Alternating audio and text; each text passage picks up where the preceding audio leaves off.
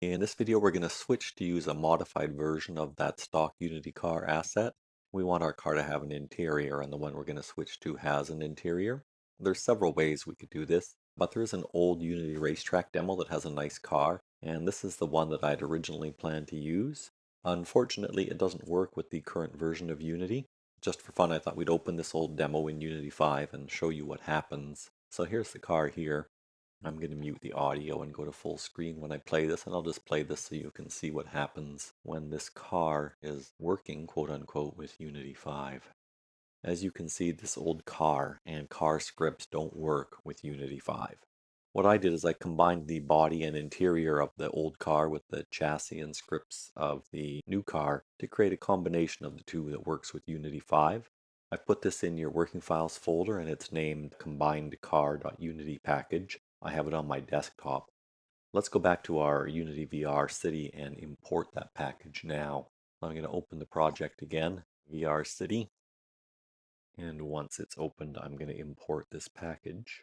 So assets, import package, custom package, go to the desktop, and there you'll find combined Unity package. As I said, it's in your working files folder.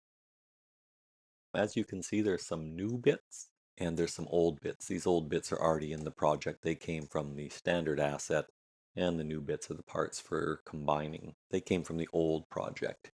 If you want to look at the differences, both the cars are going to be in the project, so you can go through them. I'm not going to take the time to do that now, but you can go through them side by each and see what the differences are. For now, I'm going to import it, and once it's imported, I'm going to instantiate it in the scene. Let me just frame on the old car, and I'm going to rotate, so I'm holding down the Option key, and I'm going to zoom in with the scroll wheel.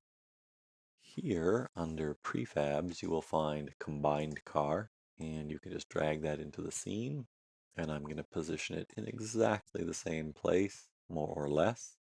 And then I'm going to disable this car, and I'm going to take the main camera target, and I'm going to put the combined car in that target. I'm going to mute the audio, make sure it's maximize on play, and now I'm going to run it just to make sure this car is working, and yeah, it is. So as you can see, it's a bit of a nicer car. It still has issues, and you may still want to do some more stuff in terms of modeling a proper car, but for the video series, this car gives us the bits that we need. Let's take a look just so you can see. If I come down here to where the meshes are, and I take the body and just disable temporarily the mesh renderer, and I'll come a bit closer here. Rotate again. I'm going to throw a point light in here to illuminate it.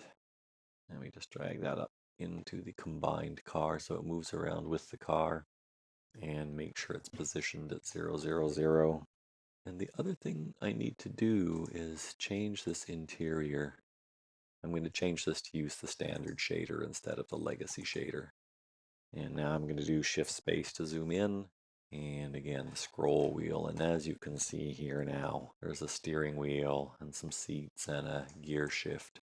So we have the bits that we would like to see when we have our VR character sitting in the car looking around.